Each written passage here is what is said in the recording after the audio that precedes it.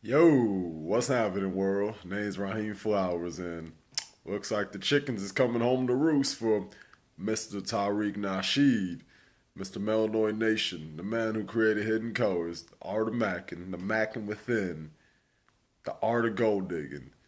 The man who just do anything that revolves around monetary gain. That Negro.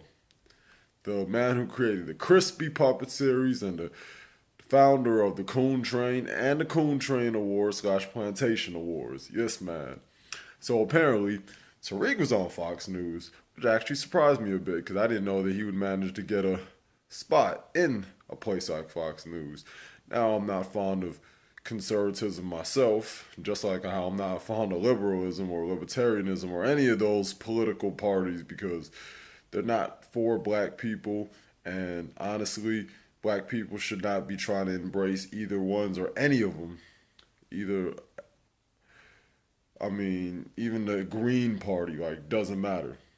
Black people need to just be free agents slash freelancers or create their own, just like what the Honorable Marcus Garvey wanted.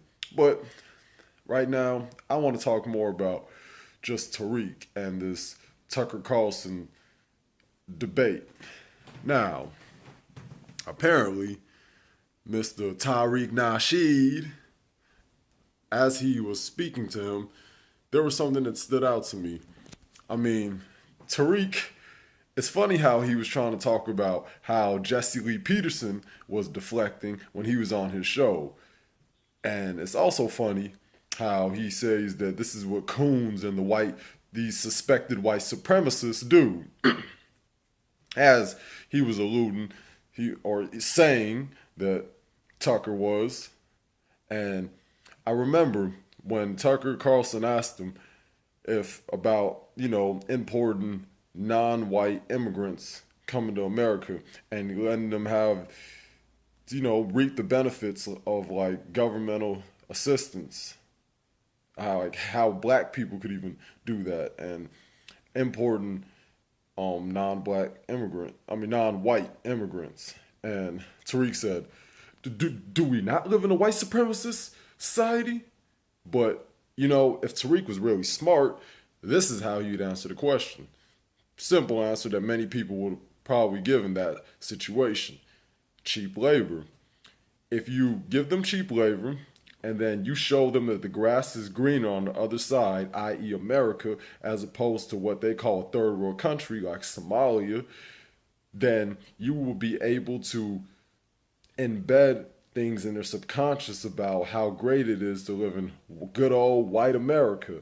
And not only how great it is to live in good old white America, how shitty it was to live in third world Somalia, where I'm sure that you had to deal with all the things going on with a bunch of Muslims slash Islamists, and you had to deal with just the immense amount of poverty that went on in Somalia, East Africa. This is what they could have convinced them. And then afterwards, as they see that life is better economically in America, then they could start to whitewash, propagate certain notions that they don't want to go back to Somalia. They don't even want to rebuild Somalia. So then that could perpetuate this whole notion of white supremacy. If we're going by the logic that Tariq tends to spew, and it's kind of funny because Tariq, you're supposed to be a man who is a connoisseur. You're supposed to be of this profession. I'm not even a person who spouts this master hand of white supremacy, and I'd be able to easily answer that question. Look, all you had to say. And then as that goes on, they can start bringing other immigrants, white and non-white.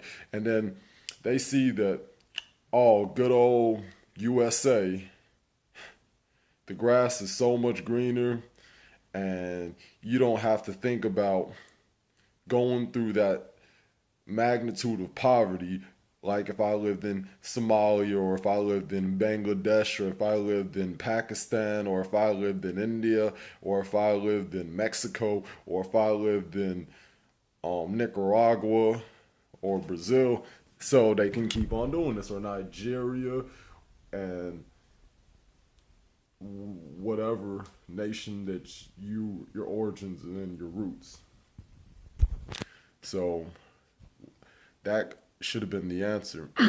That should have been an easy question for somebody like Tariq, but apparently it wasn't.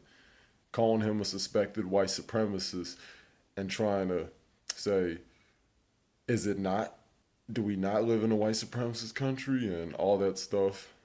And then when he said, what is an, how do we identify non, like Hispanics who are white or who Hispanics are black, like who determines that? But you do the same thing with George Zimmerman. You even done the same thing. I forgot who that Hispanic broad he mentioned, but when he was talking about Alice Walker and a bunch of black feminists, I mean, you all, you pick and choose as well when it's convenient to you all. I mean,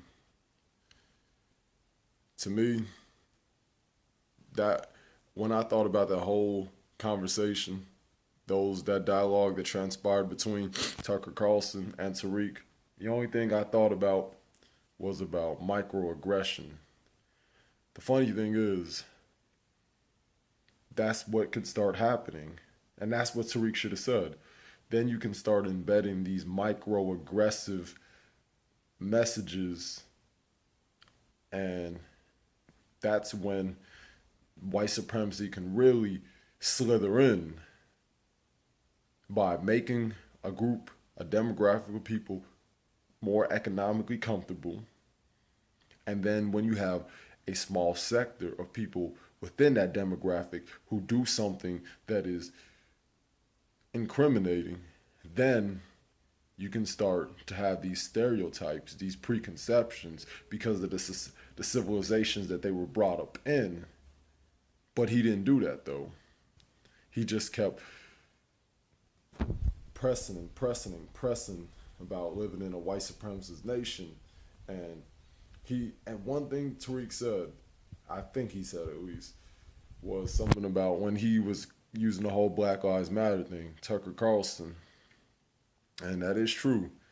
You can't identify every black person who will speak out on some fuck shit that white people do as white supremacists. That just seems like some deflective tactics in itself. But still though, Tariq, you took an L. You took a major L. Yep.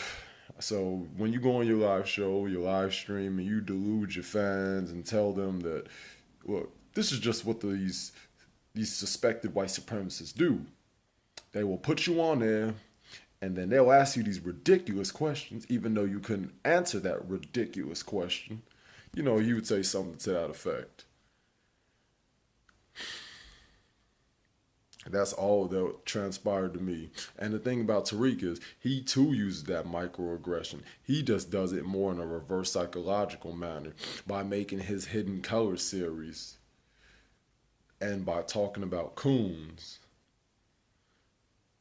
So you do it in a feel good type of way, and you give black people this confirmation bias. And just like religious people, if you give them that confirmation bias, then you're making it okay for them to live a certain lifestyle, such as welfare, such as being ratchet slash hood, such as this whole we are the kings and the queens and the gods, and any black person who challenges that notion is considered a coon.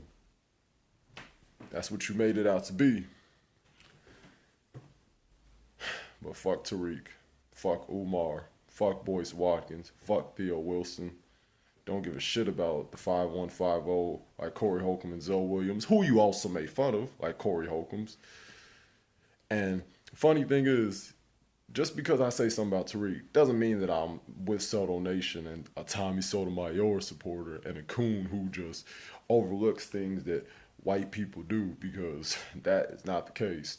Just because you say something about these fake ass Afrocentric Negroes doesn't mean that you align yourself with the white society and the coons and you're just their apologist. Just like saying, just because you don't support Islam and this fuck shit, and you call that out more often, doesn't mean that you're in support of Christianity, and that's what it is. So as the chickens come home to roost, I hope all y'all learn y'all lesson by supporting fools like him. Peace.